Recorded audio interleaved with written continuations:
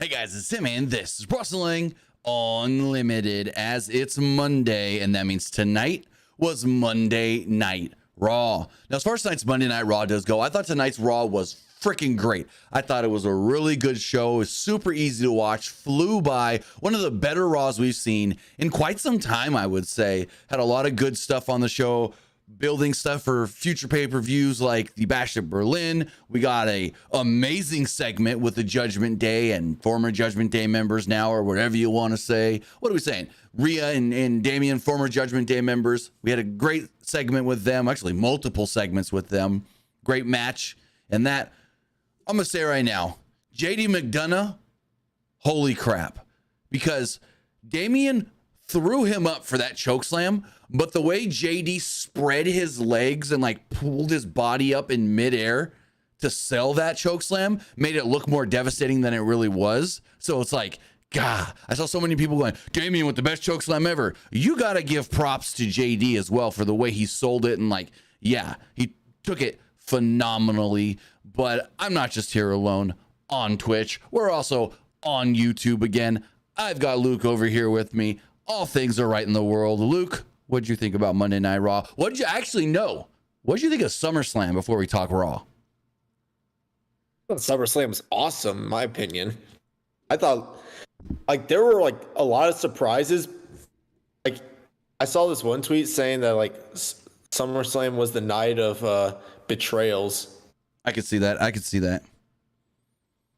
Let's see. So, like, there was a lot of stuff I did not expect. Some stuff I did expect, like the Roman returning. We all kind of knew that. Oh yeah, everybody expected Roman was going to return, but no one expected Dominic to turn on Rhea. Some did. Some people did. I did see some predicted. I did. I didn't, but I don't know if I expected Finn to turn on Damian that night. I kind of could have seen that coming. Yeah, no, I didn't think that one. No, I thought eventually, but not at SummerSlam. Because I'm like, if they're gonna turn on, if Dom's gonna turn on Rhea, I don't think they do Damian in the same night, but they did, and it made so much sense. So now it's Dom and Liv against Rhea and Damian. Because the big question was, if Dom turns on Rhea, who does she team with in the mixed tag and all that? You know what I mean? It's like, oh, they pull in Jey Uso or something? No, she's got old freaking Damian Priest. Also, have you watched the Damian Priest 24 special yet? I have not. So they put it out on Peacock today. They did the world premiere event last Thursday, I think it was, or maybe Friday. I can't remember which day, in Cleveland. But it did go up today. It's an hour long, super easy watch, and it's really good. It's a really good telling of Damian Priest's story. And so here's the thing. So like last night on A&E, we had two documentaries, two biographies, Trish Stratus, Becky Lynch. We've heard both of their stories hundreds of times in different incarnations of documentaries or interviews, this and that.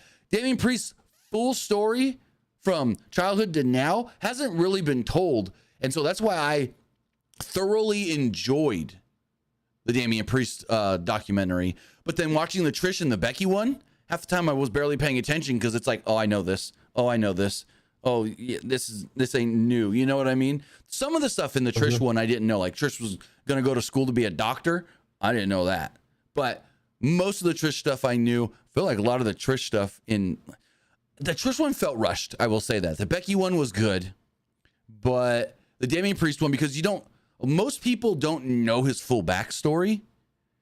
So I really enjoyed watching that. And I didn't know that WWE referee Eddie Arango, I think is his name, has been friends with Damian for years and years and years and years. So knowing that and knowing that Eddie was the referee that came down with Damian and did his cash in hits differently now. Knowing how close they are, they're like almost as close as family, if not as close as family. So him having Eddie Arango as the referee for his cash in to win the world title at WrestleMania got me a little bit emotional going, holy crap, that's amazing. So super cool. I'd say if anyone's got an hour, go watch it. It's a great watch. Talks about his time on the indies, training at the Monster Factory, getting signed by, he even says it. He goes, at one point, I got signed by Ring of Honor. I was making $40,000 a year and thought that nothing could get better. And then Bailey saw him at a Ring of Honor show and was like, why are you wrestling for this company and not in WWE? You're ready for WWE. And then apparently like a month before his Ring of Honor contract was up, he got a phone call from somebody saying, when's your contract up with Ring of Honor? He said, in a month, and was told, okay, well then expect a call from WWE. And before anybody says it, that's not contract tampering, because they could have somebody that is not a high-ranking official in WWE ask him that question on a, what's the word, off-the-record basis kind of thing. And then once his contract is up, they can contact him. Unlike with Kyle O'Reilly, when they tried to give Kyle O'Reilly a contract offer before his contract was even up with Ring of Honor. Whole different story. But really cool, really awesome. And the one through line that they keep talking, that Triple H himself kept talking about with the Damian Priest character was, we love Damian. We've always seen something in him. But early on in his career, and even early in his time in NXT, Triple H said it like 3 or 4 times. Damian came off as somebody that was more playing wrestler than being a wrestler, that felt like he had to be somebody that he's not to get his spot. Basically what Triple H kept saying was, I knew the person of Damian Priest, but then he would be different on camera and in the ring because he was trying to portray something he thought we wanted, and we just wanted him, not a character. So really cool stuff. Really enjoyed it. Again, super easy to watch. Just watched it this morning once it dropped. It's on Peacock or the WWE Network internationally. Go check it out. But with that, let me ban this person in the chat. Also, you see the tweet I sent out before Raw? Damn hackers trying to get back at me. Yeah, I saw that. So when we got hacked the first time, and I've told this story before, but I'll say it really fast again. When we got hacked the first time, we got hacked because somebody reached out to me on Twitter DMs and was like, we want to sponsor your channel.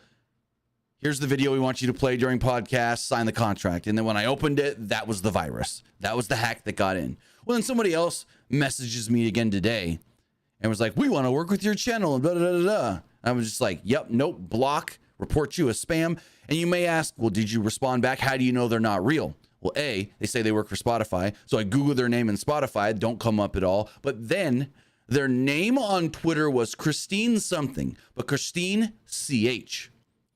Then when you look at the @, it's Christy with the same last name, but Christy with a K. Why the fuck is your name going to be CH Christine, but Christy with a K? Now I can get Christy being short for Christine, but not CH and K. So that's right there. I was just like, another hacker trying to get at me. You ain't going to give me this time. I learned my lesson. But with that, we got Monday Night Raw to talk about. And I want to say thank you for joining us here. Twitch.tv/PW Unlimited, YouTube.com/Pro Wrestling Unlimited, and podcast services all around the globe like Stitcher, Spotify, Google Pod, Apple Pod, Anchor, iHeartRadio, and so much more. Remember, if you are watching live on Twitch, you can help us out a couple of different ways. You can either help us out by hitting that donate button down below or donating Twitch bits in the live chat. Also, remember, you can help us out by subscribing to the channel, one of 2 different ways. You can either subscribe with a tiered subscription, or you can subscribe with Amazon Prime. Because remember, if you have Amazon Prime, then you have Prime Gaming. Prime Gaming gives you a lot of cool things like free games, free stuff for games, and you always get 1 free subscription to any Twitch channel you want to subscribe to throughout the month. And I'd greatly appreciate it if you did right here, Pro Wrestling Unlimited. Also, remember, head over to YouTube and help us out over there. Hit that subscribe button. That way you know when we post new videos. That way you know when we go live. And that way you know when we post to the community tab. Also, remember to support the channel by becoming a channel member. Hit that join button to become a member. And even if you do it just the $1 tier, we highly, highly, highly appreciate it. Whether that is as a member here on YouTube or at patreon.com/PW Unlimited. And finally, remember to get your comment, question, or concern read live on the air. You could do so by donating a super chat in the live chat. And finally, head over to the Epic Game Store. Head over to the Epic Game Store and buy something. Whether you're buying a new game, whether you're buying an old game, whether you're claiming a free game or getting bucks for Rocket League, Fortnite, or Fall Guys, use our code PW Unlimited at checkout and you will be supporting us at no extra cost. Maybe you're getting Assassin's Creed Shadows. Maybe you want to claim the free game right now, which is a Lumberjack. Or you're getting those new Guardians of the Galaxy skins for Lego Fortnite. Use our code PWU NLIMITED for all Epic Games and Epic Game Store purchases. But with that, as far as Monday Night Raw does go, Monday Night Raw opens up with videos of Liv Morgan and Dominic Mysterio entering the building. And before we talk about this, there was a video going around today on social media of Finn, JD, Liv, and Dom getting out of a bus at the building. And everyone goes, oh, Judgment Day rolling up all together. Yeah, that's because everyone was posting one of the 3 videos. So nobody, or most people, did not see the video before that. Well, right before Finn gets out of the bus, there's Damian, there's Rhea getting out of the bus. Then the video before that, right before Damian and Rhea get out of the bus, Gunther gets out of the bus. It was just a talent bus. It wasn't like the new Judgment Day had their own bus, which people were trying to start a narrative on. No, that's not what it was. Watch everything. Don't just see one little 10 to 15 second clip. Watch everything, so you're not misinformed and out here spreading misinformation. It was a talent bus from the Talent Hotel. That's all it was. We also see Damian Priest, Braun Breaker, and Drew McIntyre entering the building as well. Michael Cole informs us that here in Baltimore, there's 11,832 people in attendance, and the first hour is going to be commercial free. The lights are all down in the building except for a spotlight on the ring to show Ludwig Kaiser. Kaiser introduces us to the new World Heavyweight Champion, Gunther. Gunther enters the ring in a suit and hugs Kaiser. He held up his title as fireworks went off in the building. He gets a mixed reaction from the crowd with some chanting, "You deserve it." Gunther then states, quote, "My name is Gunther. I am the ring general. I am the longest reigning intercontinental champion in history, and I am the king of the ring. And now I am your world heavyweight champion." Gunther continues by saying that if you thought his intercontinental title reign was historic, just wait to see what he does with the world title. He said above everyone in the ring, nothing can catch him off guard because he was greatness personified. From this day forth, Raw and the legacy of his spot as the world champion belongs to him. We then hear, I hear voices in my head, and out comes Randy Orton. SmackDown's Randy Orton comes out to a huge pop in Baltimore because, well, most, if anybody, was expecting this one. Gunther admitted that he was wrong with what he just said because someone can catch him off guard, and that's Randy Orton. He did not expect Randy. Orton admitted, title belt looks mighty fine on your shoulder. Orton then said, I'm here for one reason and one reason only. You are holding a title. This should be mine. He said, quote, you beat me at King of the Ring, but did you really beat me at King of the Ring? Orton reminded everybody that his shoulders weren't fully down when the referee counted the 3 and gave Gunther the victory. He said that he has been here long enough to know that the referee's decision is final and he's good with that, but he went to Triple H and Triple H told him they will battle again. And battling again is what's going to happen. He said that he is calling his shot and getting a shot at the title at Bash at Berlin. Orton says that he was the only one in the locker room that could really match the intensity and the strength of Gunther. He said that it would be technician versus technician, smooth versus smooth. He said the fans, well, they deserve a modern day Flair versus Steamboat. Gunther considers himself a living legend, and that was perfect because Orton made a career out of killing legends. Orton then planned on walking out of Gunther's home country as the world champion. Crowd starts chanting for Randy. Gunther admitted that not beating Orton clean at King of the Ring did leave a stain on his record that he would love to abolish. The voices in Randy's head, well, they're wrong if they are telling him that he thinks that he can beat Gunther in Berlin. Gunther then says that he accepts Orton's challenge, and the two shake hands. Gunther pulls him in close and tells him that nothing catches him out of nowhere, which I love that line, saying, you ain't gonna RKO me out of nowhere. Orton said that he was fine with that because he wanted Gunther to see it coming. Orton leaves, and Gunther stands with the title. I thought this was great. I thought this was fantastic. It was super simple. It's a freaking great callback, and it's like, boom. Orton's the next challenger, the first challenger to Gunther for the world title, and it makes a lot of sense. Yes, Gunther beat Randy Orton, but now without a little bit of controversy. Gunther even said, right after King of the Ring, I would like to run this back to actually prove that I should have been the one to win and not just, oh, I lucked into it. So we're getting it in Berlin on August, what is it, the 25th, I want to say? 31st, I think. 31st. I was a week off.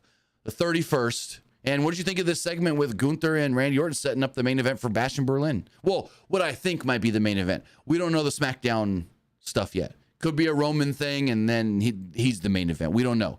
But I would think in Berlin, this is your main event. What did you think? I thought this was really cool. I did not expect it to be Randy versus Gunther. I thought it was going to be Gunther versus Seth. Oh, okay. I didn't expect that one. I didn't think Seth. At least not yet. Well, the reason why I kept thinking Seth was because like Seth's the most popular babyface on Raw. Right. So I thought you'd want to do like maybe Seth versus Gunther. Like Seth probably wasn't going to win the belt, but just have like your most popular babyface go up against Gunther at Bash in Berlin. And that's the thing here that makes it so like out of nowhere is because Randy's a SmackDown guy. So nobody expected a SmackDown guy to show up tonight and challenge the Raw champion. But because of the King of the Ring history, it all makes sense. Right. I know some people are probably upset that we don't get Gunther versus Dragunov, but I mean, I do feel like that match is a little too early. Right. To happen on the main roster. I don't know when it's going to happen. Maybe they do it at Mania. I don't know. Or another like international show. Like, what do you think they'll do it? That's a tough one when we get Gunther Dragunov, because I know whenever we do, the match is going to be amazing. The match is going to be great. But yeah, I agree with you. It's too early. Wait on it. I don't know about doing it at Mania, at least not next year's Mania. I don't see that happening. But I mean, I can totally see Gunther holding the belt till Mania. Oh yeah, for sure.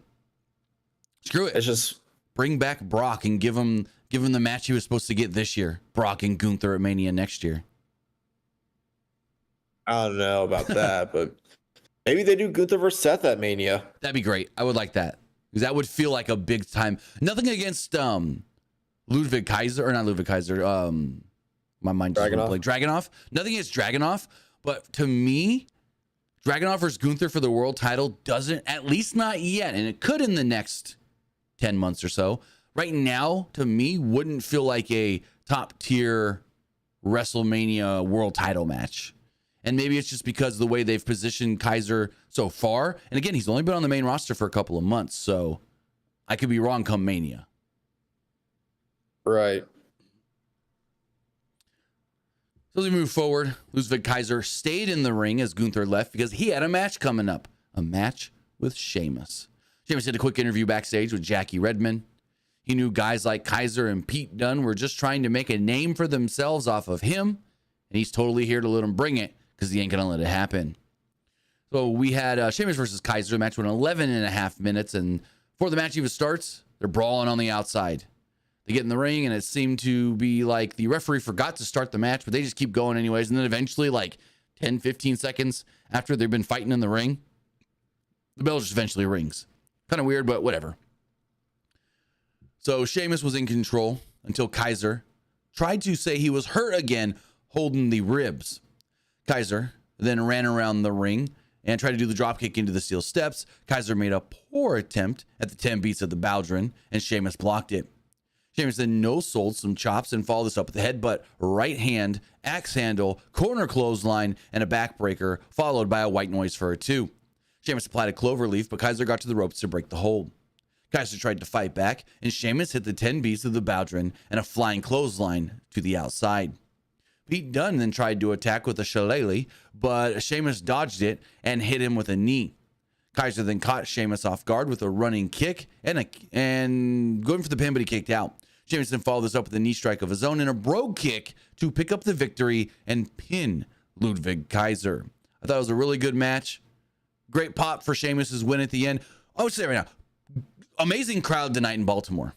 Baltimore, you showed up. I will say that for sure. But I like this match. I thought it was really good. Even the Pete Dunne stuff. Sometimes I'm like, interference, but it worked here and it wasn't like something that caused a DQ or screwed up the match. I thought everything and everyone played their roles perfect. What did you think of the match? The match was good. I thought it was like a good opening match actually to start out Raw tonight. I agree. Honestly, I wonder if Pete Dunne is another guy that they'll use for Bash at Berlin. I mean, I assume so. Sheamus versus Pete Dunne at Bash at Berlin. I can see it. Maybe have Pete Dunne win it. Not a bad idea. So as we move forward, throughout the night, we got these different videos about the Wyatt family and the Wyatt Six and all that. And we got one here about the original Wyatt family, Bray Wyatt, Eric Rowan, and Luke Harper, who debuted 11 years ago in Baltimore. So that was a cool little callback. They also mentioned Roman Reigns will be on SmackDown this week after returning at SummerSlam. And unfortunately, I won't be going to SmackDown. SmackDown is going to literally be less than 25 minutes from my house. But I probably won't even be reviewing SmackDown this week because I'll be on my way to Dallas. Gotta work. Oh, is that why you're not going? Yeah, we got contracted to do photography for a soccer tournament. So, gotta go do some work. So Damian Priest makes his way out to the ring.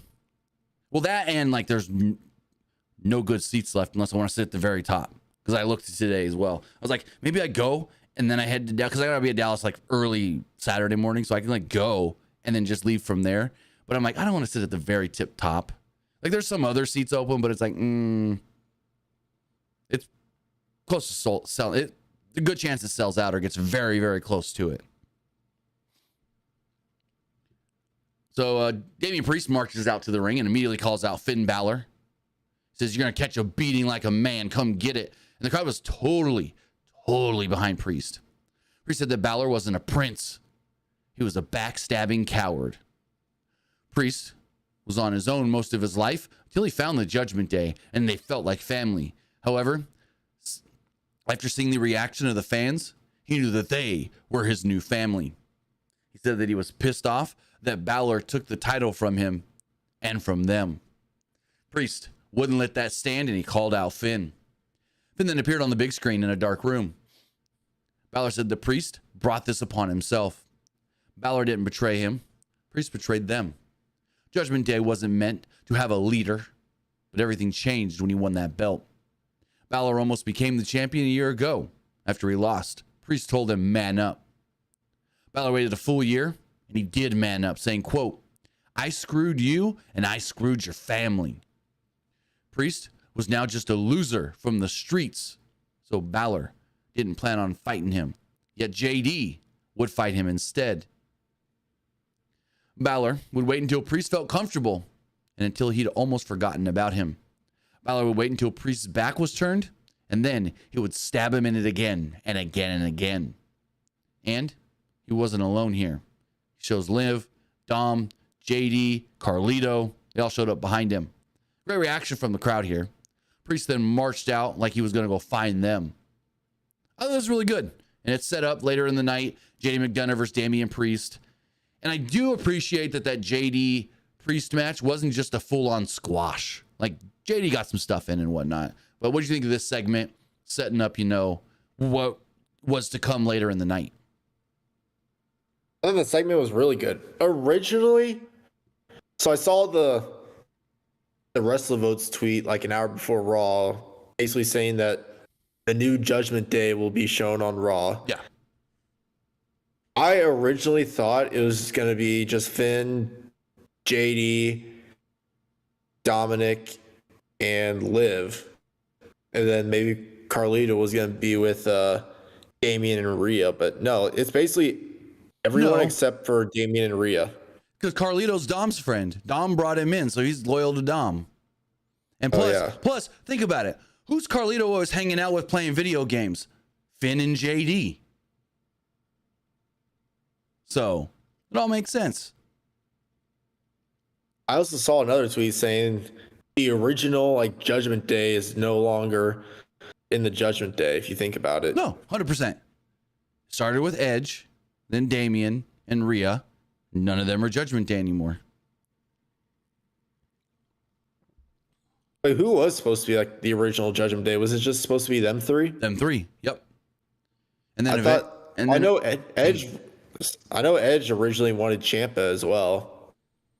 I don't remember ever hearing that, but I know when apparently, and Edge has told this story, when he was told that they wanted the Judgment Day to become supernatural, he was like, yeah, no, that ain't for me. And so that's when they pulled him out of it, and then it never went supernatural.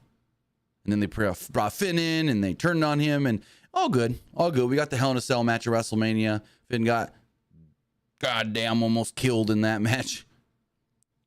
People are like still complaining how like Finn should have won. People are saying Ed should have never won that match because he left WWE months later. Yeah, that meant nothing. They didn't know he was going to leave. They knew there was a chance he would leave, but they were always hopeful that he would stay, or at least stay with WWE, maybe not sign a new contract, but they didn't know he was 100% going to AEW or anything.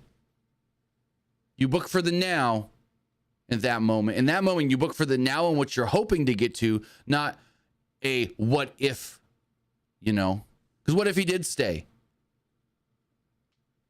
It's the thing. So anyways. Bronson Reed confronted Adam Pearce backstage.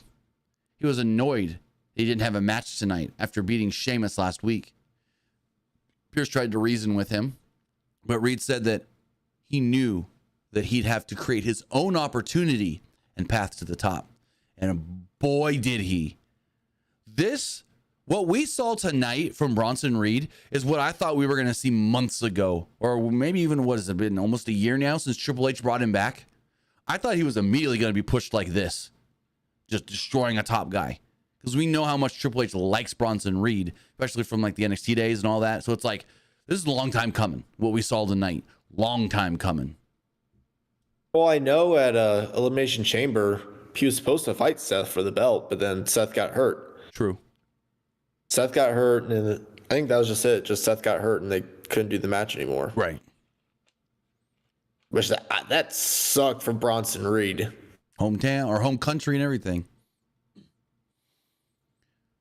So moving forward, we had a 2.5-minute match. Lyra Valkyria versus Shayna Baszler. Not much here at all. Valkyria fended off some interference and then hit Baszler with her finish, but DeVille and Stark broke things up and caused a DQ. That was it. Nothing at all. So the heels attacked Valkyria until Damage Control ran out to make the save.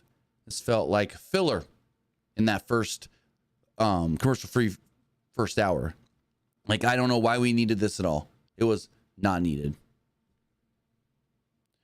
So we got a pre-tape promo by Karrion Kross in the Final Testament.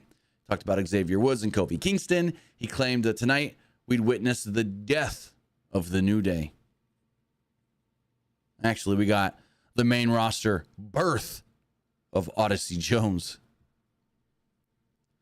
So we saw CM Punk walking through, and they told us he's up next. So he's coming up right at the top of the hour. Ivy Nile met with the Creed brothers backstage. She asked them to leave. When Maxine Dupree showed up. Dupree wondered why she hadn't heard from her in a while and said that the Creeds had been attacking Otis and Tozawa for weeks. Now tried to reason with her and said that the Creeds have to have a switch that just goes off sometimes. Chad Gable then appeared and told Dupree to leave. He told her that they could keep the Alpha Academy name, and Gable said he and the Creeds, they're going to beat the Wyatt Six tonight. What do you think of their new American-made name? Did you see the tweet I sent you? Just now? I think I sent it to you. It was Ryan Satin's tweet that I sent you. Okay, let me see. I did not. Let's go to Twitter. Okay, yeah, no, I didn't see this one. American Alpha to Alpha Academy to American Made. Nice.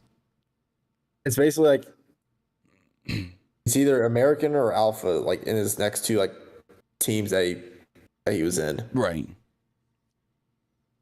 I mean, American Made. I mean, it's not a bad name. I didn't really expect it. I'm not a big fan of it. I think they should have just went you really want to copy Kurt Angle? Just call him Team Gable. That's my whole thing. Just call him Team Gable. Yeah. So CM Punk comes out. Huge ovation from the crowd in Baltimore. Punk congratulated Bilal Muhammad on his big UFC win. Punk says they like seeing good things happen to good people. And you're probably also wondering why I'm so happy right now, even though I lost at SummerSlam. He said that he was in Baltimore for the first time in 10 years, and he couldn't help but feel good hearing the fans chant his name. He said losing didn't make him happy, but SummerSlam was not a guarantee for him when he got injured back in January. And neither was Raw here in Baltimore. Give me 1 second. There we go. He said that he figured that many people loved him because he didn't stay down, but there were some in the company who hated that he didn't stay down. Just when he thought his momentum would return, it was all taken away. But he was in a good mood because he was told that he would recover in 9 months. He came back in 5. Drew McIntyre hurt him, and that happens. But he gloated about it and made it personal. Punk was happy to be back because, for some people, their road to WrestleMania began in January, but not his. His summer of hate didn't start the way he wanted, but he noted that it was still summer. The fans deserve less CM Punk talking and more CM Punk fighting. Punk wanted McIntyre to come out tonight. McIntyre claims that he wouldn't stop until Punk's heart stopped, and Punk said, well, my heart's still beating, so let's go. And instead of Drew, he got Rollins. Rollins wore all black and had a stern demeanor about him, like he was pissed off about something and stared a hole into Punk. Rollins removed his shades and jacket. Rollins went to walk up the steps and Punk kind of went towards him. He's like, you either get out here and we fight or I'm going to get in that ring and fight. What do you want? He's like, Rollins said that they're both in good moods because after 10 long years, it's finally time for them to put this to an end, and he's going to put Punk in the dirt. Punk called him into the ring, and they were ready to go, but then they heard McIntyre from the crowd. McIntyre cut a promo gloating about his win at SummerSlam over Punk, with Rollins being the one to count the 3. McIntyre said that Punk proved that he still had it in the ring. Quote, but you're no longer the best in the world. I am. Also, think about this. Drew McIntyre is technically the lineal real AEW World Champion. Think about that one. So a lineal champion is somebody that never... So there's like a lineage of you're a champion, you never lost the title, and then like somebody else beats you for it. So technically they're now... It's a whole thing. Punk never lost the AEW World title. He then brought back the real world title. Remember that? Defended it and whatnot, and then went to WWE. Hasn't had a singles match since, lost to Drew McIntyre. So, in the grand scheme of things, Drew beat the real AEW World Champion. Drew is now the lineal AEW World Champion. That is actually kind of like smart to think about. Think about it. I just thought it was funny how like once Punk left like AEW, once he got fired, they basically ditched the whole like real world title thing. What is the definition of a lineal champion? It's a boxing term, of course, but in professional boxing, the lineal champion is informally known as the man who beat the man.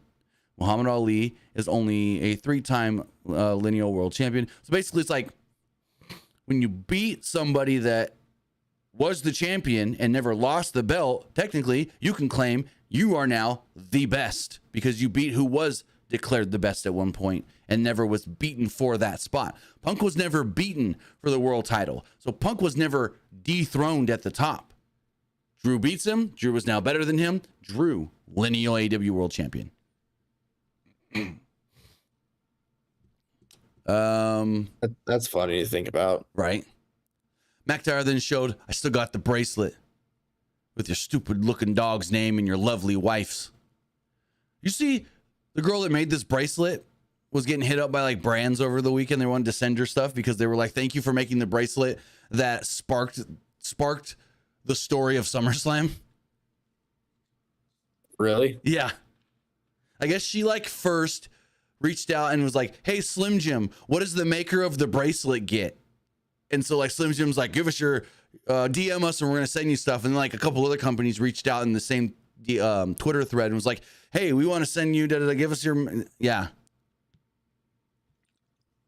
Kind of cool. Just a random fan that gave him a friendship bracelet at a meet and greet. And that's like the new thing now, making friendship bracelets and giving them to wrestlers at meet and greets. Because we saw a video from a meet and greet Cody did on Saturday, and a fan gave him a bracelet. He said he's got a bunch of them. Like a bunch of bracelets that fans made for him? Yeah, he talked about it in the Chris Van Vliet interview. That, he's got a number of them because I think Chris asked him, how do you choose which of those bracelets you wear? And then he gave an answer. I don't remember exactly. He's like, yeah, but it's the thing now. Fans give us friendship bracelets that they make. So it's really cool. So I'll get back to our show. It's probably the little kids though that'll make it for them. True, but I mean the girl that made the Punk one, I mean she seemed late teens, maybe like 2021.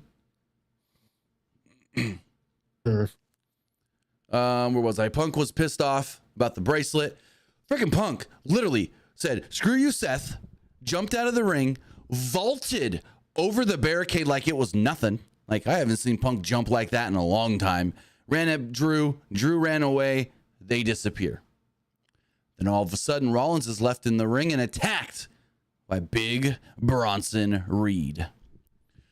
Rollins tries to fight back for a minute, but Reed nails him with a huge Samoan drop. He then hits him with a bunch of tsunami splashes. I think I counted 6 or 7 off the top rope. He would hit one and say, screw it, go to the top, hit another one. Eventually, referees and officials would run down to try and stop him. He teased, okay, I'm done. I'm going to get down, and then gets back up and does it again. And then does it again. This was awesome. But here's my question. He left Seth bleeding from the mouth. Seth was coughing up blood. It's got to be a blood capsule, right? Yeah. That's what I would think. It's got to be a blood capsule. Good visual. Like what? What is that? Like a blood capsule? The blood capsule is basically, it's, like the type of fake blood you can get for like Halloween and stuff. Well, it's in a small little capsule, and basically, we've seen this in wrestling before. I think Roman Reigns did it a couple years ago. It was very controversial because we could actually see on camera Byron Saxton handing it to him to put in his mouth. But anyways, it's basically just a small little capsule. Put it in your mouth. When you're doing this, most of the time you like hide it under your tongue or whatever, and you bite on it. A little bit of blood comes out, and then you can bleed from your mouth. Basically, all it is, blood capsule, fake blood that is non-toxic. You can put in your mouth and then spit it out or cough it up, whatever you need for the situation. But no, go for it. Sorry. Remember when Alexa Bliss did the stuff with Bray Wyatt and like the black she was supposed stuff? to do a thing. You know, like the black stuff that came out of her mouth? There was supposed to be like foam coming out of her mouth, and then she accidentally spit out the container. So then WWE later like edited it out and just edited the foam. Yeah. I remember that now. There was another one where she had like black stuff dripping out of her mouth. But yeah, no, we've seen this in wrestling before. Blood capsules being used. I'm not saying I know 100% it was a blood capsule, but I'm pretty sure Seth was not bleeding internally and spitting out blood. But a great visual. Whoever's idea this was awesome. I hope this is now Bronson Reed being pushed as a top guy. He doesn't need to be like the top guy. That's Gunther right now. But having him up there with guys like Seth Rollins, maybe he eventually attacks CM Punk, does something there with him. I like it. I've thought that this is where he should be since he came back, and we're finally getting it. Like I said, long time coming, pushing Reed as just dominant, big son of a bitch. So Jackie Redmond trying to get an update on Seth Rollins from Adam Pearce. Pearce said it didn't look good. And Rollins is on his way to a hospital because of internal bleeding, which Michael Cole also noted later and said that follow WWE social media for an update on Seth Rollins later this week. Punk was in the back with a steel chair walking around looking for Drew, and Pearce is like, hey, we ain't doing any of this tonight. You're not going to find Drew because I personally walked him out of this building. He already left. He's gone. I told him to go and he went. And Punk's all pissed off. He's like, okay, leave it be. He's gone. And like Punk's just looking at him like he wants something, but didn't really say anything. So we're leading to another Punk Drew match. I'm pretty sure these two are getting Hell in a Cell at Bad Blood. What do you think? Oh yeah, that's the rumored main event for Bad Blood. Yeah, it's been for a while, ever since I think it was PW Insider first reported Bad Blood was coming back, and that the idea was Punk Drew Hell in a Cell. I honestly think Bad Blood will be like their new like Extreme Rules show, because I know Triple H hasn't really like been a big fan of like shows named after like matches. But there are some exceptions though. There's some exceptions. Right. But he said, like, especially with Hell in a Cell, he said having a Hell in a Cell pay-per-view where every October we have to do a Hell in a Cell match diminishes the meaning of matches like that. Like when you do it just because you have to, then it kind of diminishes the reason of what a Hell in a Cell match is, why you have an Extreme Rules match, why you do TLC, you know. So him eliminating all those pay-per-view names, Hell in a Cell, TLC, Elimination Chamber. Well, no, Elimination Chamber is fine because that's a different kind of thing. That's kind of like Royal Rumble or Money in the Bank. But Extreme Rules, TLC, Hell in a Cell, all those kind of things, Triple H, I could probably guarantee you, is not going to do it anymore. We're going to get Hell in a Cell matches when they matter to the story, just like Edge and Finn at WrestleMania 39. Right. So then we had a tag team match. So in about 7 minutes, it was Kofi Kingston and Xavier Woods against AOP, the Authors of Pain. It was interesting. Also, New Day came down dressed up as Ninja Turtles for their gear because WWE has a new toy collab with Teenage Mutant Ninja Turtles where Xavier Woods and Kofi Kingston in the line are, I want to say, Kofi's Michelangelo, and I forget who Woods is. But then in the line, Roman is Shredder. And here's a cool one. Cody Rhodes is Casey Jones. But you know what makes Cody as Casey Jones extra cool? What? Cody Rhodes is really close friends with actor Stephen Amell. Stephen Amell played Casey Jones in one of the newer Ninja Turtle movies. So that makes it super cool that Cody is the Casey mashup. I wonder if they'll make it any more like a Super Shredder or like a Super Shredder Kevin Nash. Like, do that. Oh, that would be sick. Yeah. Or like, who did Sheamus play in the newer one? Rocksteady. What they did is Sheamus Rocksteady. That'd be cool. I think he's Rocksteady. Like what? I think he's Rocksteady. No, he wasn't Bebop. No, it was Sheamus. No, Bebop was the other guy. Bebop was, yeah, he was Rocksteady. Because Bebop was the best friend's dad for Malcolm in the Middle. Yeah. I never know the guy's name, but I just know he played Stevie's dad in Malcolm in the Middle. Great actor. My favorite line from that movie was when that guy goes, "Hey, my name is B." Yeah. Just punch that guy in the face. That was good. No, I love Ninja Turtles. Loved them since I was a kid. My jam. I'm like, well, I might need to get these. So early on, Cross tried to interfere. Razor took over and dominated on Woods. They're all fighting for a little while. And then all of a sudden, Cross is standing at the end of the ramp, a good distance away from the ring. Now comes Odyssey Jones, of all people, wearing a New Day shirt.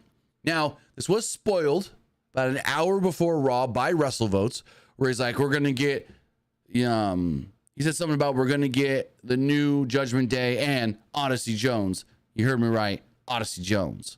Now, for those who don't know, Odyssey Jones was in NXT. Signed in 2018, 2019. Only thing of note that Odyssey Jones ever really did in NXT was he made the finals of the Breakout tournament and lost to Carmelo Hayes.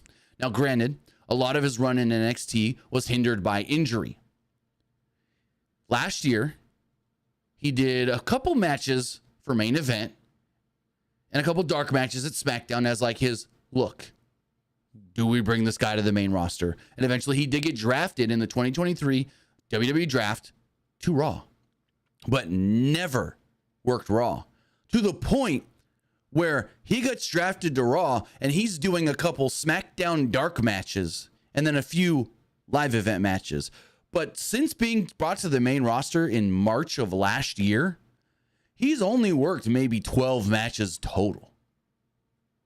Then they say Odyssey Jones drafted to Raw in the 2024 draft, and nothing until tonight, where this man, A, looked great, and B, came off like a star. The crowd loved him. And it's like, what the fuck have you been doing waiting so long? I don't know if it was just because this was a great crowd in Baltimore, but the crowd loved everything he did. And I bet you 90% of that crowd had no clue who he was. I could probably damn guarantee probably 90% of this crowd, I don't know who this big fella is, but holy crap, he looks cool doing shit. Also, I've seen the stuff before anyone puts it in the live chat. Oh, Dollar Store Mark Henry. Just wait till you see what he can do. This guy is strong as hell. Go for it. Isn't he like a more athletic Mark Henry? Yes. Yeah, because that's what he was compared to, like when he was in NXT, whenever they did like the whole breakout tournament. And so back in the day when they used to do the combines at NXT and the Performance Center, where like they do all like the weight training and the speed stuff and this and that. For a while, Otis had all the records at the PC of strength and lifting and all this. He broke a couple of Otis's records. He's one of the strongest guys that they've had come through NXT in a while. So, where was I? He takes out Cross. AOP then attack Woods, but Jones makes the save. Jones actually got both Akam and Razor up at the exact same time for freaking side slams. Drops them. Cross jumps in the ring. He gives Cross a great looking black hole slam, spins him around multiple times. He like does the whole spins him around, delay, boom, slam. And yeah, New Day pick up the win, and he celebrates with the New Day. More specifically, and this is very, very important, more specifically, he celebrates with Kofi. And Woods is kind of just like, what happened? More on that later. But what'd you think of Odyssey Jones out here tonight, finally getting to shine on the main roster and this Baltimore crowd giving him a freaking great reception? I know there were reports saying that Odyssey Jones was going to make an appearance tonight on Raw. Yeah, from WrestleVotes. From WrestleVotes. Tweeted that an hour before Raw went on the air. Right. But like nobody knew like what he was exactly was going to do. Right. But I think it's cool. Like have him team up with the New Day. But also, before anybody asks, because I've gotten 2 DMs about it and saw a bunch of tweets about it. I don't know if or if not, he's a replacement for Big E in the New Day. Based off of what we see later with Woods, I would say maybe not. I don't know. I don't think so. I don't either. I'm pretty sure they did say, like, out of respect for Big E, we don't want to, like, replace him with anybody. Very true. That's what they said. They said, out of respect for Big E, we don't want to, like, replace him with anybody. Right. Or, like, add anybody new to the New Day. So going forward, JD McDonough cut a pre-tape promo. McDonough said Priest was only champion as long as they wanted him to be champion, thanks to the Judgment Day. McDonough sacrificed his body for Priest. Priest never ever wanted him in the group in the first place. Balor trusted him more than Priest. McDonough was in Judgment Day now, and Priest wasn't. McDonough was a champion, and Priest isn't. McDonough would make Priest suffer later tonight. So we go backstage, and Kofi's all celebrating with Odyssey Jones. Yeah, hey, thank you. And Woods is like, what is this? You guys know each other or something? And he kind of says it, but doesn't say it. He said something about Kofi and I got close during rehab, so maybe we didn't know this. Odyssey Jones has been out with an injury, maybe. I don't know. But he said something about like when they were both rehabbing, they got close and they met each other and they learned who each other were. And they, you know, whatever. And when all this was going on, he said, he told Kofi, apparently, if you guys ever need any help, I'm here to help. And Woods the whole time was kind of just like, okay, sure, got it. Like he was confused as to why this happened without his knowledge. Why did Kofi bring somebody else in to help and not tell him this was going to happen if Kofi knew? So Woods was carrying Cross right all this time. Woods shouldn't be trusting Kofi because Kofi's going to do things without his knowledge. Was Karrion Kross correct? I mean, if you really think about it, a lot of the Karrion Kross stuff that he's done on the main roster has like turned out to be something. Yep. Even though he lost a lot, it turned out to be something. So yeah, Woods just came off very like confused in the whole what is this? Why didn't I know kind of thing. We got a couple bit donations here on Twitch. I want to read really fast. First one from Esports Gaming Rules. He says, glad the main PW Unlimited YouTube channel is back, but what is going to happen to the second channel? Figuring that out. The Daily Motion, going to post all the videos to the Daily Motion as well. Been doing that today as well. We'll post one on YouTube, post them on Daily Motion, got some up on Instagram. So we're going to utilize all of our different social channels because what I've learned in these last 3 weeks, don't put all your eggs in one basket. And then he says, I saw highlights of the Wyatt 6 entrance with Bray Wyatt's theme. Glad I got full circle in Baltimore with the Bray Wyatt legacy. Yeah, very cool that they had, they played they used the Fiend theme and whatnot, or the last Bray Wyatt theme. And then they had the rocking chair out there with the lantern on it. And then Uncle Howdy sat in the chair during the match. Muscle Man 85 says, what are some other matches you guys would like to see at Bash at Berlin? Also, did you see the reports that the Lucha Bros are expected to head to WWE once their contracts are up with AEW? So it's not fully that they're going to WWE. That's not what the report was. The report was, and I can read it right here because I do have it. Give me one quick second. I did have it right here. Hold on. And also, take it with a grain of salt because the person that is getting credit for this report, even though like others have said it over the last couple of weeks before them, it's been hit or miss. But basically they stated, according to multiple AEW sources, the Lucha Bros are expected to leave AEW when their contracts expire this year.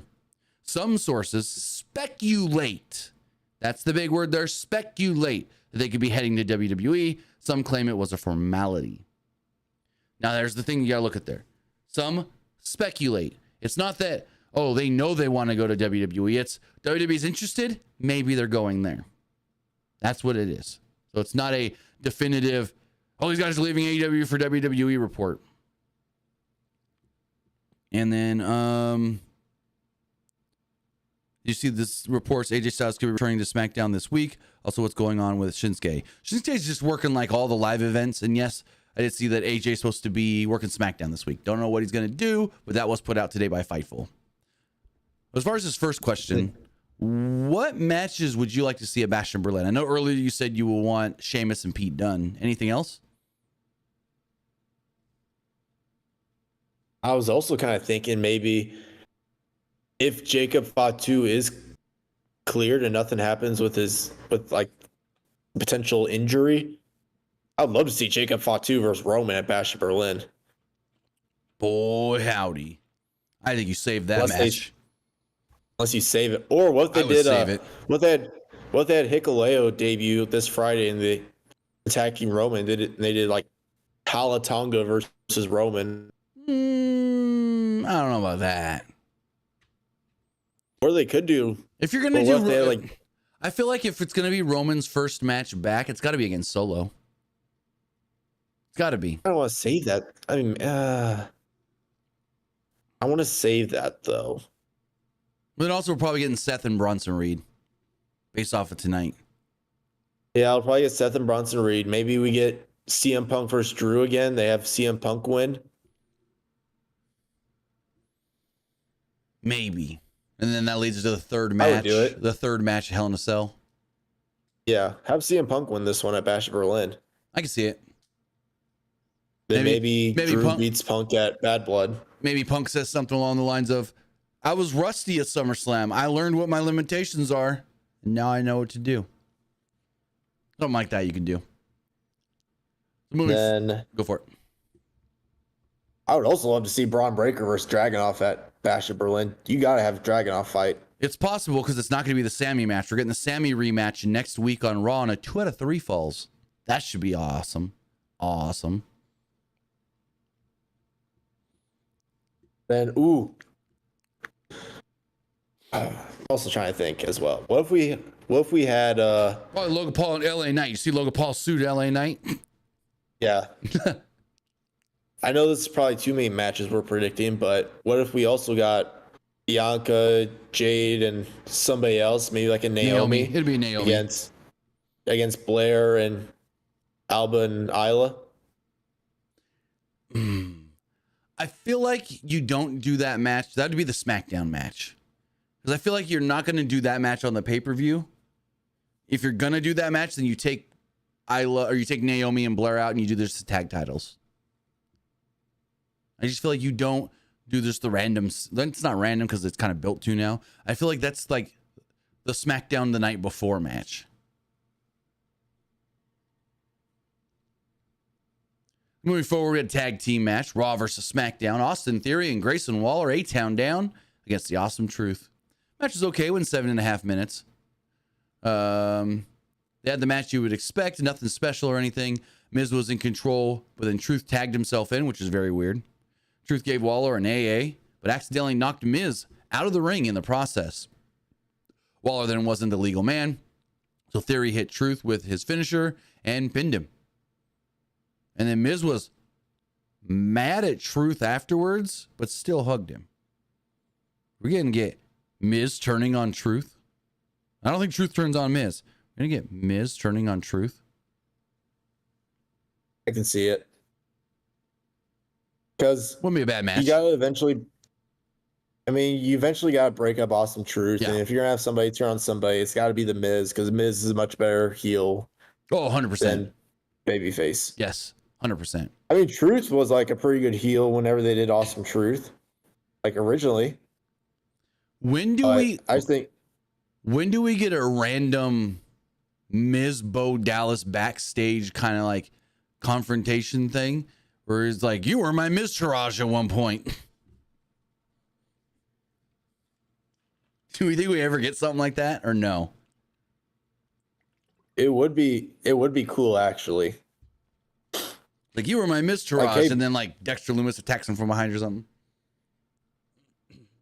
That'd be a good story to do. Like, you think I'm a Miztourage now? Plus, you've got the backstory of the Fiend and Miz as well.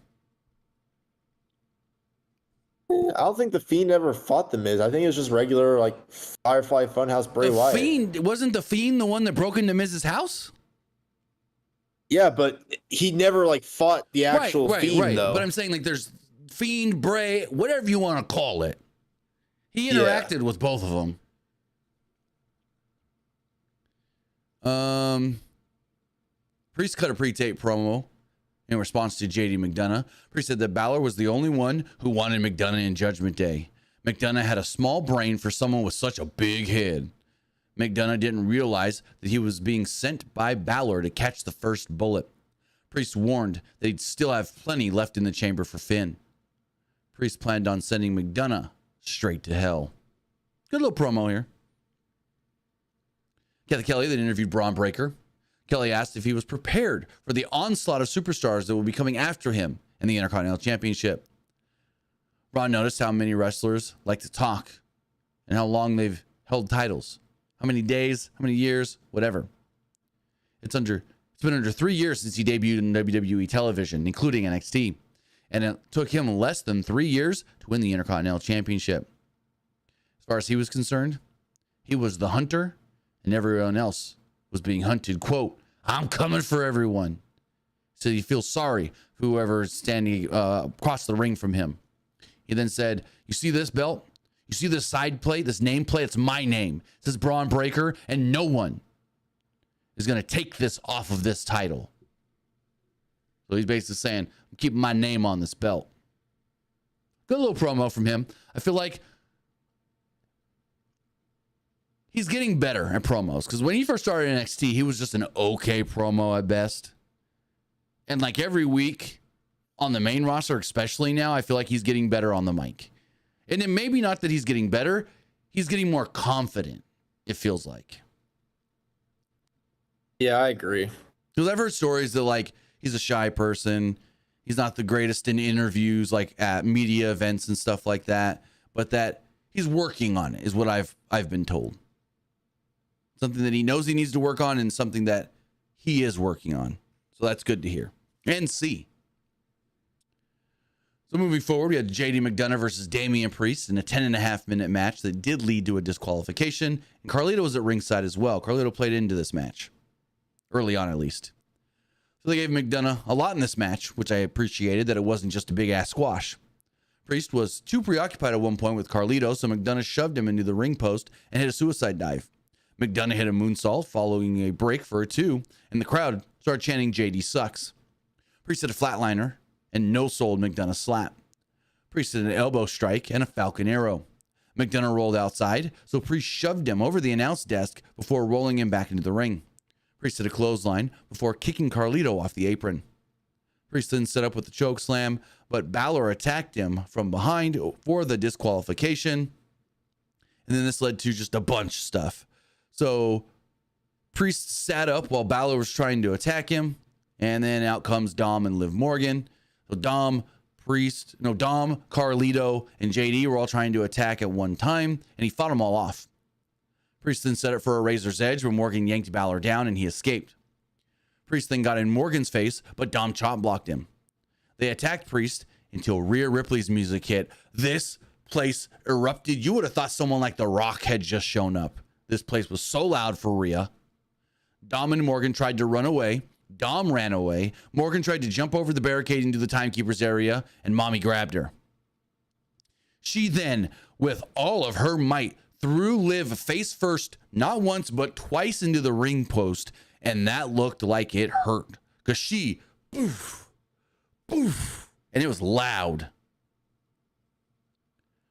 So Morgan, with Morgan down, Rhea cleared off the table and tried to go for a razor's edge, but Dom grabbed Liv, and they ran away.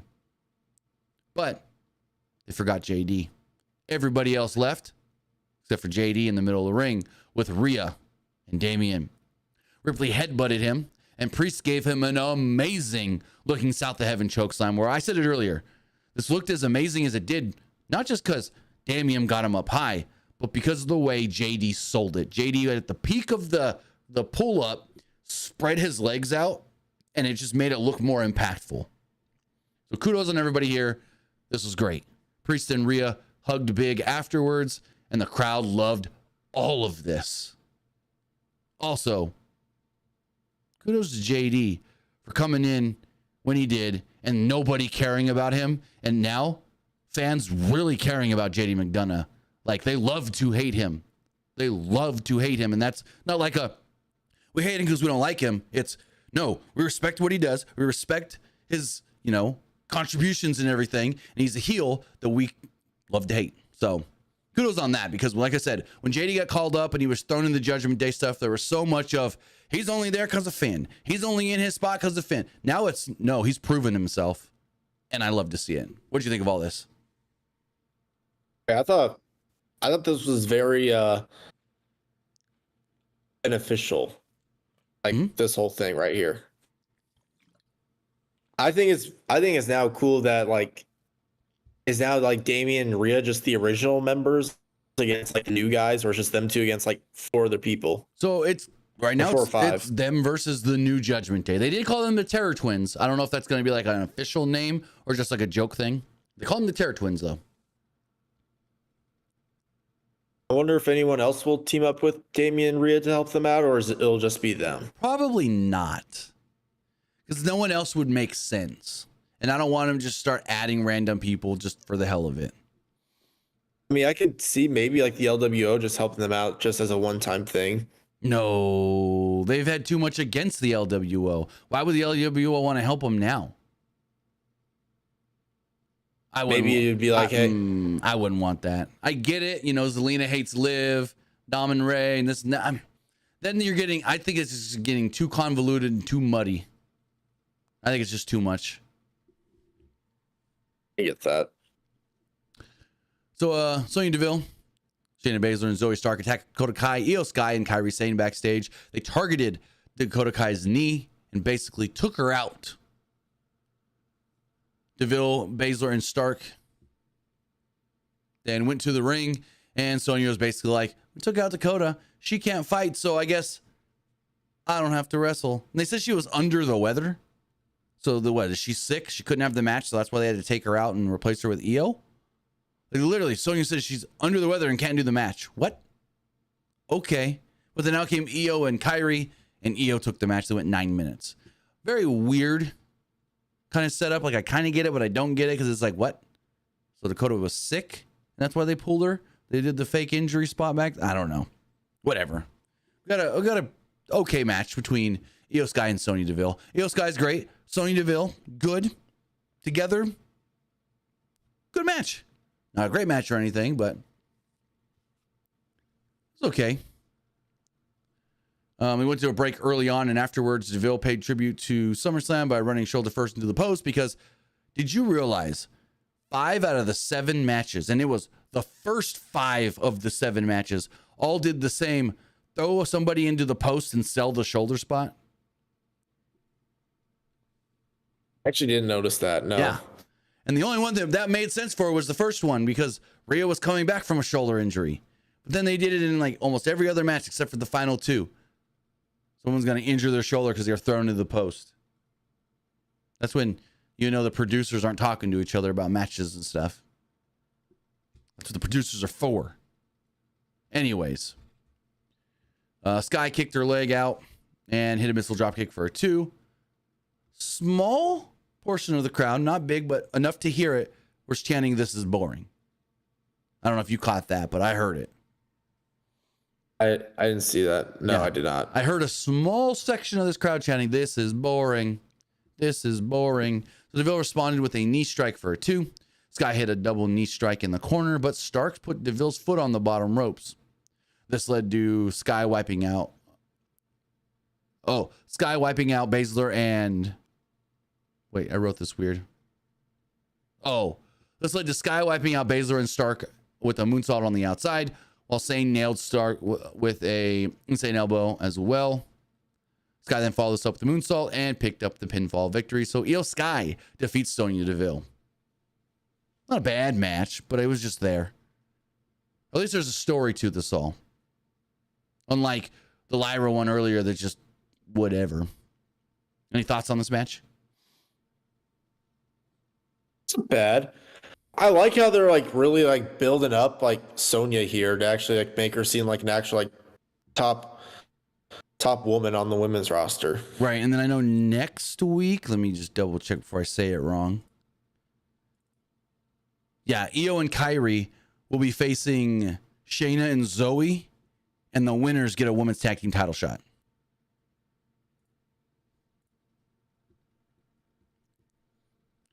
So moving forward, Ilya Dragunov was with Sami Zayn. He reminded him that you were the champion and inspired many.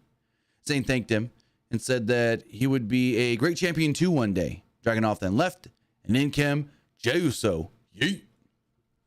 Zayn was kind of down, and Jey tried cheering him up. Jey said that he'd shake it off, pick himself up. He knows that because he knows Sami Zayn. Excuse me.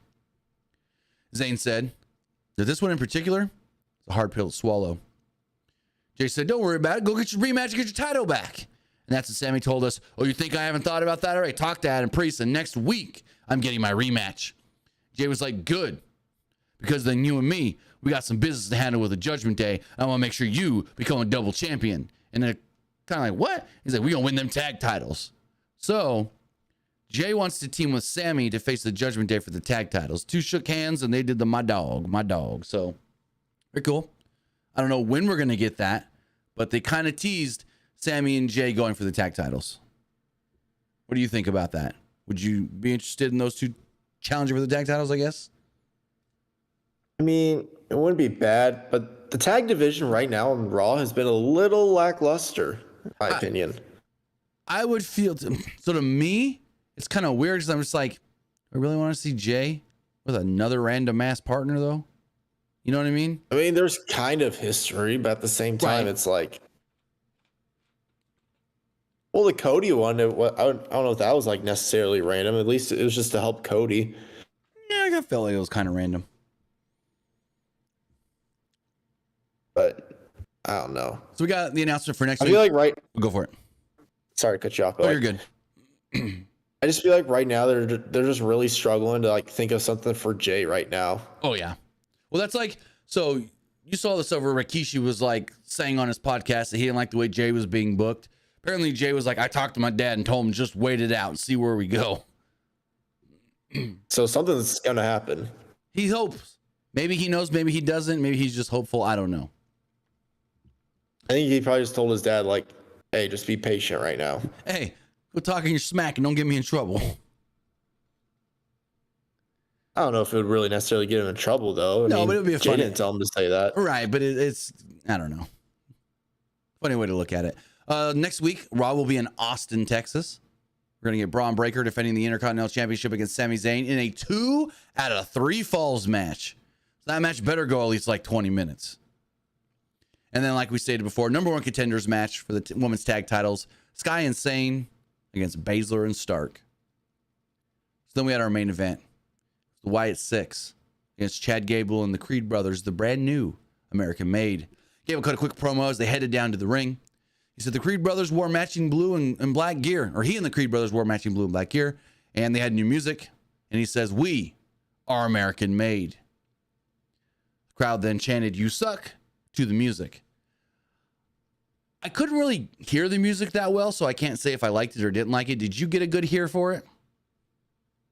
I'll have to listen again. Yeah, because I didn't really hear it because their commentary were talking over it and the crowd was chanting and Chad was talking for a minute. So I didn't really get a good listen for it. I could tell that it was different, but I was like, I don't know about this. I need to, like you said, listen again. Yeah, just listen again. I'm sure they'll probably do like a re-recording upload. Will get uploaded to YouTube. Right. So I'll just listen to it again on there and see what you think. So American Made were in the ring. And out came the Wyatt Six. They came out to Shatter by Code Orange. And they had the rocking chair with the lamp in it. They all came out to the ring.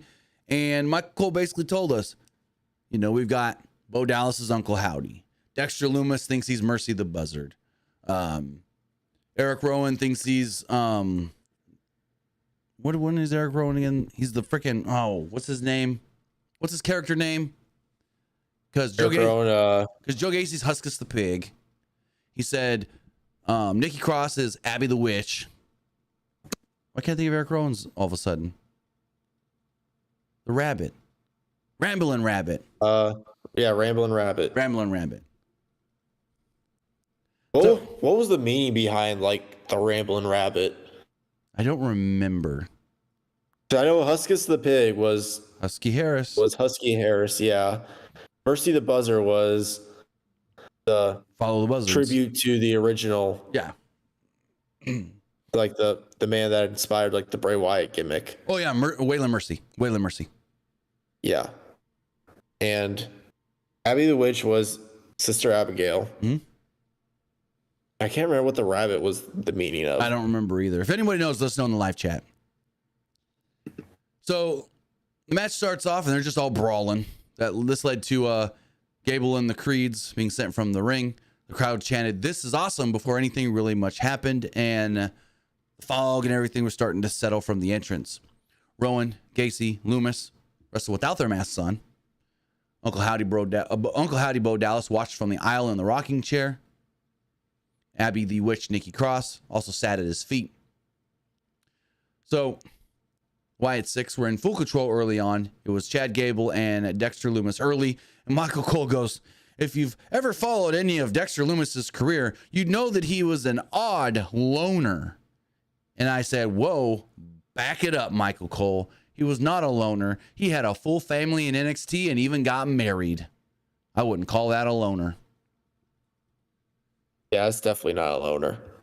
So eventually Gable's like, I don't want to deal with this psycho. And he tags out to Julius Creed. They all start fighting for a while until I think they powerbombed Loomis out of the ring. Like his partners powerbombed him out of the ring onto American Made. Gable had control at one point over Gacy after a break. No explanation how he got control. And the crowd starts chanting, "We want Rowan." American Made took turns hitting him with moonsault variations, but Loomis broke up a pin.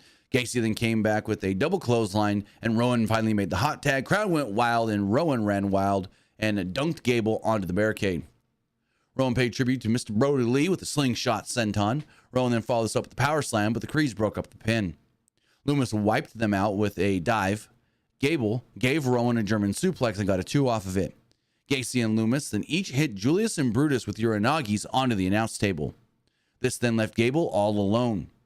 Gacy powerbombed Loomis onto Gable, and Loomis followed this up with a splash and a pin to pick up the victory. The Wyatt Six then pose in the ring with the lamp sitting down in front of them. Bo Dallas, Uncle Howdy, walks in front of them, drops to his knees with his arms out, and you can faintly hear him say, "We're here." Cool. This wasn't as Fiend domination as I expected, which I appreciated. Because like when the Fiend would wrestle people, especially early on, like when he had that Finn match, it was like, you can't touch him. You can't do nothing. At least like they kind of got a little bit of offense in here. So I didn't hate it as much as I thought I was going to. I didn't hate it at all. I thought I wasn't going to like this, but I liked it way more than I expected. What did you think of this match and the presentation of the Wyatt Six? I thought it was really good. Like, I enjoyed that it wasn't just a straight up squash. Mm-hmm.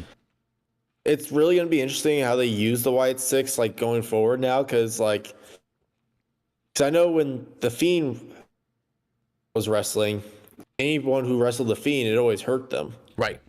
Like it hurt Finn, and they sent Finn back down to NXT. Yeah. Which, that wasn't the full reason why he was sent down. True. But then like they had him wrestle Seth. Like it hurt Seth a little bit. Yeah. Then they had Goldberg just squash the Fiend. That was weird. You know, Goldberg said that Vince called him like 2-3 weeks before that and was just like, "Hey, I need you." He wasn't ready at all. That was a weird one. Yeah. Apparently the meaning was they thought it was going to be a better exposure match for WrestleMania than Bray versus Roman. Yeah. Yep. Also, if you are watching live on Twitch, we do have the poll up there now. But overall, I thought this was a really good episode of Raw. Very easy to watch. If you missed any of it or didn't see it at all, I'd say go back and watch it. Get it on demand, DVR, fast forward through the commercials. You get it done in like hour, just short of 2 hours. Well, no, because the first hour is commercial free. You get it done in less than 2.5 hours. But with that, we're going to refresh all these polls. See what you guys thought of tonight's Raw. Well, that didn't go for some reason. Oh, well. So as far as the polls do go, looking at the Threads poll, everybody that voted liked the show. Looking at the Twitter X poll, 93% liked the show. 5% thought it was just all right. And 1% didn't like it. Looking at the YouTube community poll, 87% liked the show, 11% thought it was just all right, and 2% didn't like it. Some of the comments here. Baltimore is always an awesome crowd. First says, good show. First says, I like tonight's Raw. Great to have you back on YouTube. Thank you for that one. First says, for those saying it was just all right. Oh, no, never mind. I'm not going to read the rest of that question. Nope. Was it bad? Well, yeah, I'll just read it, but it's kind of like hey, we don't need to be talking like this. You can just send it to me. No, I'll read it. It's not that bad. He just says, for those saying it was all right, just don't appreciate life. Maybe I read too much into it when I first read it, but yeah, we don't need to be talking like that. Anyways, this show says, show was great. Happy you're back. Loved it, liked it. And someone commented, poo-poo dookie. And as far as the Twitch poll, I didn't do a live poll. Damn. I got to get back in the groove of knowing my stuff here on YouTube. I forgot to do the live poll. We did the community poll, so that worked. As far as the Twitch poll does go, everybody that voted liked the show. With that, guys, I want to say thank you for joining us here. Twitch.tv. Go for it. What do you got? I think we had some bit donations on Twitch that we forgot to go over. Let me see. Oh, I think we got. Yes, we got 2. Thank you for that.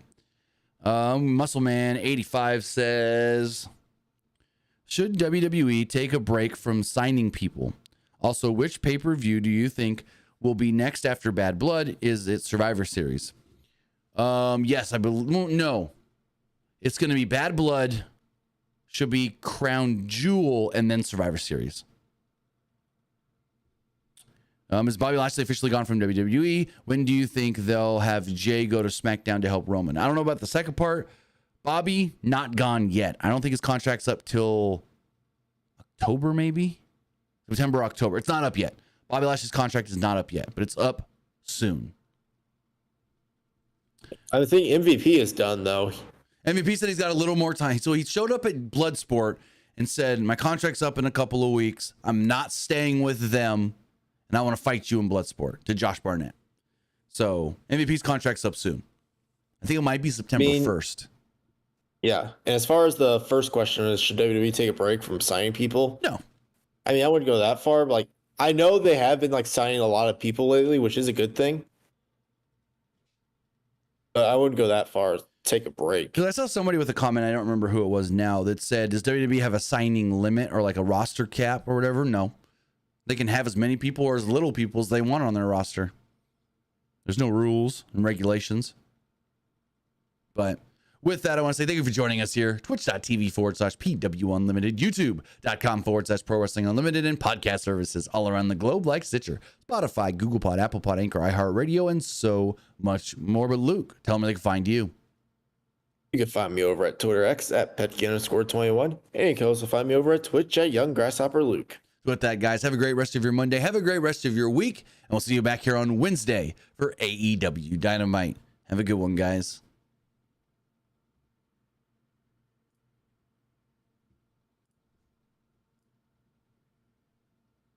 All right.